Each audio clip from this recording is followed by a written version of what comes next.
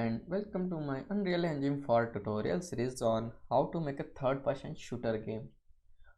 As we discussed, first we're gonna discuss all about the game environment and all the small details you should know before starting such projects. And then in the next episode, we're gonna actually make the third-person shooter. So I don't know how much videos is gonna take to complete this series. So rather than that, I made a to-do list. So what we're gonna do, so first we're gonna discuss the game environment. That's what we are doing right now. Then we're gonna set up the weapons and some parts of camera offset and all that for the shooter series. Then we're gonna make the weapon attachment to the holster. So first we're gonna make some sockets in our skeletal meshes and we're gonna attach our 3D meshes to that sockets. And then we're gonna discuss the equipping algorithm, like what the condition should satisfy to equip a gun or equip a weapon. What are the conditions should satisfy to equip a weapon and attack it. Then we're gonna make a firing guns and related effects like shotguns effects and the sounds and the muzzle flash and all that. We're gonna make a reload and aim. Then this is the aim offset. So if your character is facing towards up and down towards the y-axis of the pitch, the offset should be changed. So we gonna blend our animations with the offset. That's what we're gonna do in the aim offset.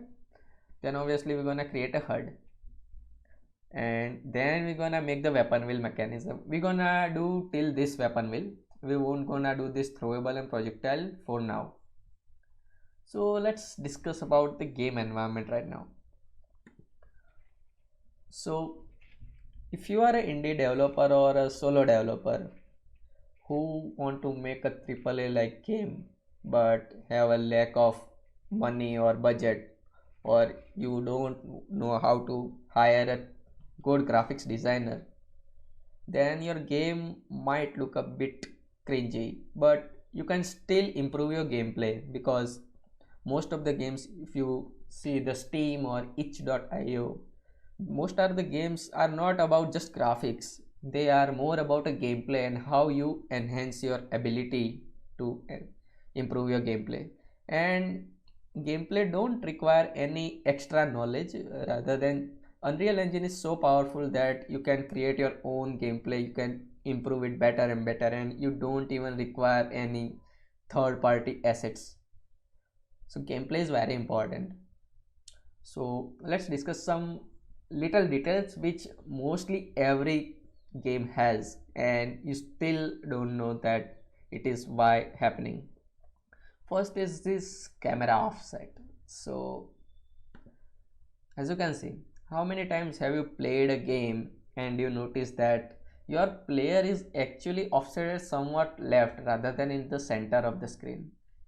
If you open up your third person template from the Unreal, your player is somewhat centered, but in the most of the games, as you see this Days Gone or a Shadow of the Tomb Raider or the Watch Dogs or the Uncharted, if your player is in the idle position, it's somewhat offsetted from the left. It can be right, but maybe it's not on the center. But why is that? Why the center position is not so good? Well, the first reason is this units from the, consider that this is my player screen and which I am playing the game. So this red line is my center of the screen and this dotted blue line is where my player's pivot is. So as you can see from the width of the screen, this unit is 1.5 units actually, and these are the 1 unit. So it is good to measure someone from the left or right offsetted. But why is that? So it's come from the golden ratio. So let's see what the golden ratio is and what my browser says. So as you can see, this is a golden ratio. If you learned your middle school equation, the quadratic equation, this equation has two roots. First root is this one, and if you convert this into a float, it will do something 1.61 or something like that. So as you can see, some artists have determined that this ratio is actually a beauty improvisation, or this ratio is actually eye-catching. This attracts more people. So rather than doing it center, if you make something called 1:1.5 ratio, then it would make something more eye-catching. And same way applies in here. Rather than setting in here someone called left or right, and it will be more eye-catching, but that's not always the case. As you can see, we are making a shooter game, and a shooter game has obviously a crosshair. A crosshair is the thing which tells your bullet to where to go. So our bullet should go from your player's gun's muzzle flash towards your center of the screen. So this in here, this center of the screen should be your crosshair. But if your player is spawning in the center of your screen, then the crosshair and your player should be overlapped with each other, and that's not the best way to define a gameplay, and it's not even looks so realistic and good. So rather than that, let's just offset it someone left or right. So that's the main reason why we are offsetting the character from left to right. And as you can see, for the height in the idle position, the player's height is somewhat this, but it is not always the case. In this, the height is somewhat a downside, so you can set it however you want, but this is the way I like the offsetting the characters from the left side. A second way you can improve your gameplay is the movement.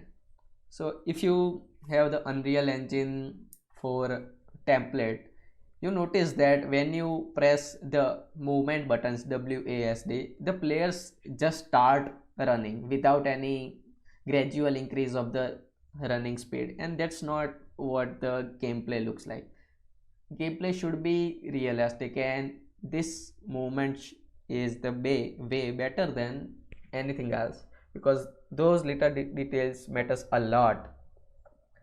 So let me show you a quick look. So as you can see, this is a simple game where my player is offsetted somewhat left.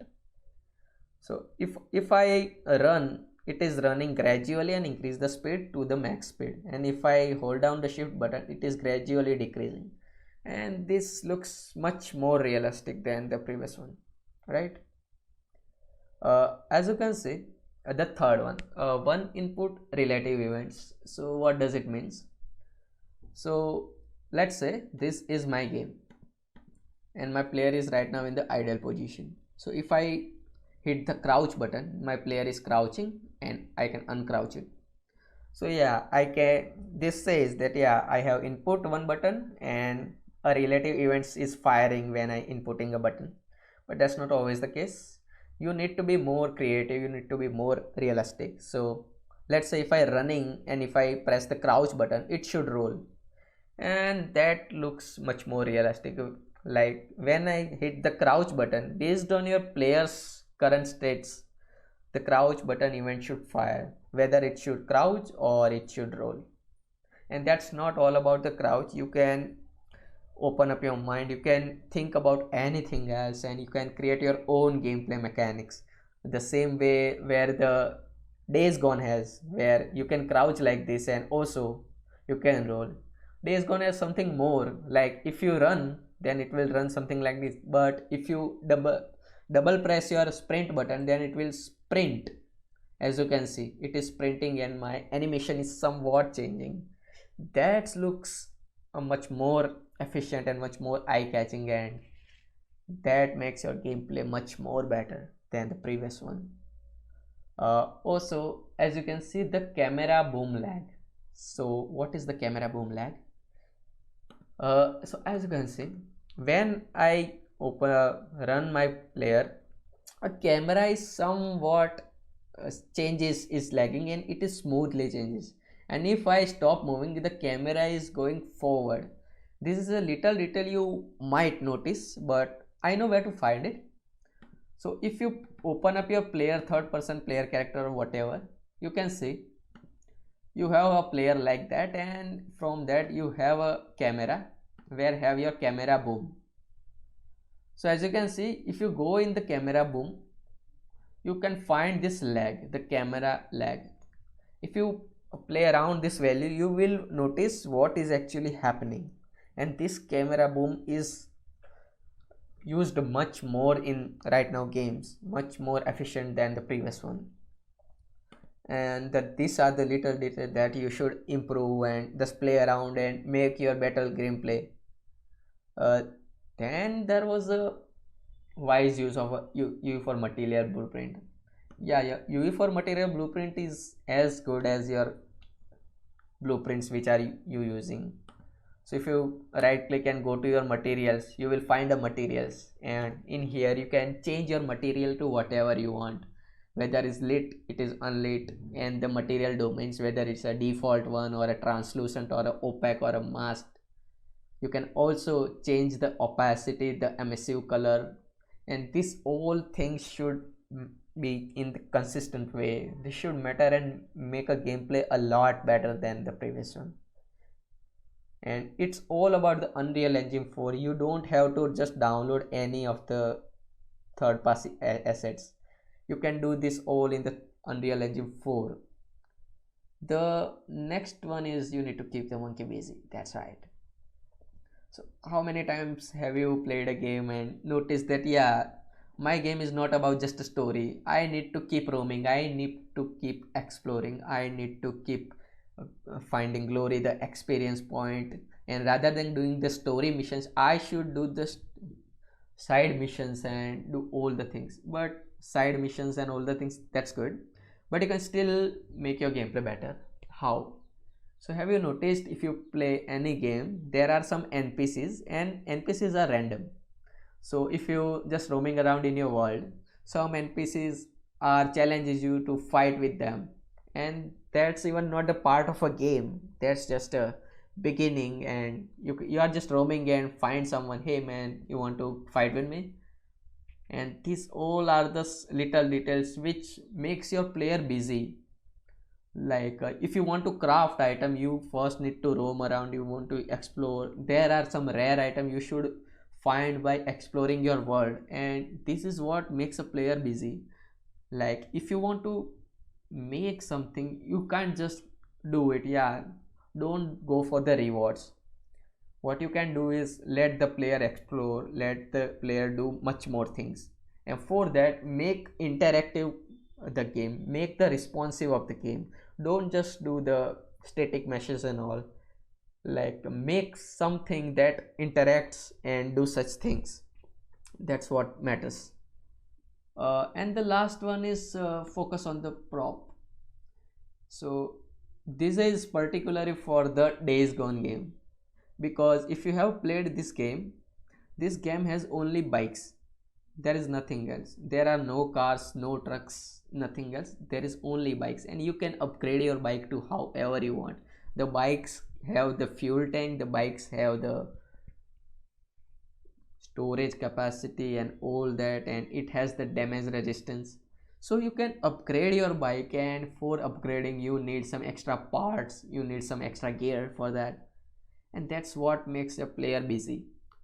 So this game is more focused on a prop, so you should make a prop or something like that which is help your player to do something, rather than just, yeah, my player has this ability so that he can do this. No, that's not realistic.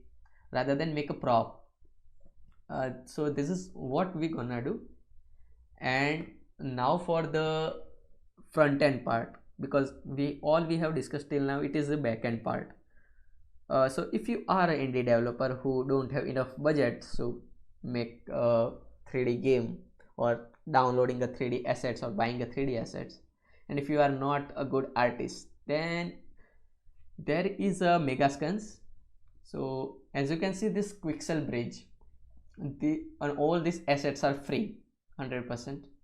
So you can just download and use it to Unreal Engine 4. The only condition is you have to use it only in Unreal Engine 4. You cannot use outside the Unreal Engine. And these all assets are free to use, the Megascans assets. So you can just download this Quixel Mixel. and you can do all the 3D geometry in here. As you can see, these are the really 8K assets of the texturing, and these all are very keenly made, as you can see that. So if you are planning to make us some games like that, first focus on your gameplay. The gameplay is the most important thing you should do, and then jump into the next one and the next one and the next one.